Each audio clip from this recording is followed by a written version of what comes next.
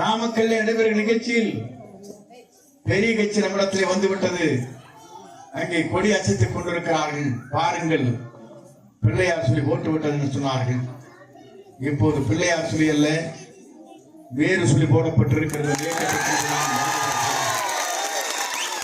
நாளை சொல்வதற்கு கனவு கண்டார்கள்.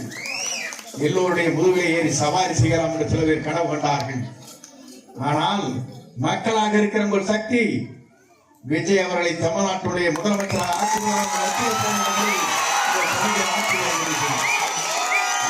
சக்திக்கு மேலே யாரும் தடை போட்டு நிறுத்த முடியாது.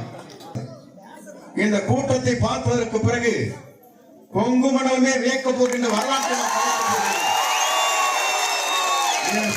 வரலாற்றுக்கு சொந்தக்காரன் நீங்கள், வரலாற்றை படைக்கக்கூடியவர் நீங்கள். ஒரே ஒரே இவ்வளவு பேர், அவருக்கு இவ்வளவு பேர் ஆதரவு இருக்கிறது. ஆனால் தமிழ்நாட்டில் இது போன்ற லட்சம் லட்சம் கிராமங்கள் இருக்கிறது. மறந்து விடக்கூடாது. அத்தனை பேர் ஒரே குறையைத்தான் கொடுத்துக் கொண்டிருக்கிறார்கள். இருக்கிற குழந்தையை கேட்டால் சொல்லுகிறது தாயிடத்திலும் தந்தையிடத்திலும், இந்த முறை விஜய்க்குத்தான் ஓட்டு போட வேண்டும்.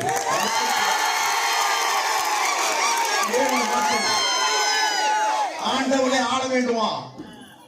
மற்றவருக்கு இந்த வாய்ப்பு கிடைக்க கூடாதா? ஏன் அவர் ஆட்சிக்கு வரக்கூடாது? நல்லாட்சி தமிழகத்தை நடத்துவதற்கு ஒரு புதிய முகத்தை தேடிக்கொண்டிருந்தீர்கள், கிடைத்து விட்டார். எல்லோரும் நினைத்தார்கள் கடலில் நம்மை தள்ளிவிட்டதாக சொன்னார்கள். நான் கப்பலில் ஏறி வந்து விஜயை கண்டு சந்து கொண்டிருக்கிறேன். நீங்கள் என்னை யாராலும் சாய்த்து விட முடியாது. சாய்க்க நினைத்தவர் சாய்ந்து போவார் என்பதை மட்டும் கவலைப்பட தேவையில்லை. அதைத்தான் அன்றைக்கு சொன்னேன்.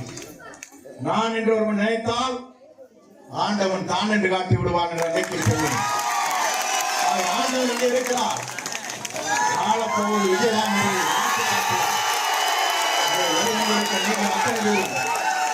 ஒரு மனதோடு என்றைக்கும் உங்கள் வாக்களை சிந்தாமல் சிதறாமல் வாக்களை அளித்திருக்கிறீர்கள். நிறைவேறவில்லை. நமக்கு சின்னம் கிடைக்கப் போகிறது எனக்கு தெரியும். ஆனால் வெளியே சொல்லக்கூடாது. ஆணை வரும் வரையிலும் அந்த சின்னத்தை பார்த்ததற்கு பிறகுதான் நாடே வியக்கப் போகிறது, நாடே அஞ்ச போகிறது. ஏன் என்று சொன்னால் இவரை வெல்வதற்கு இனி தமிழகத்திலே எந்த வாருங்கள் வெற்றியை தேடித்தான் நன்றி.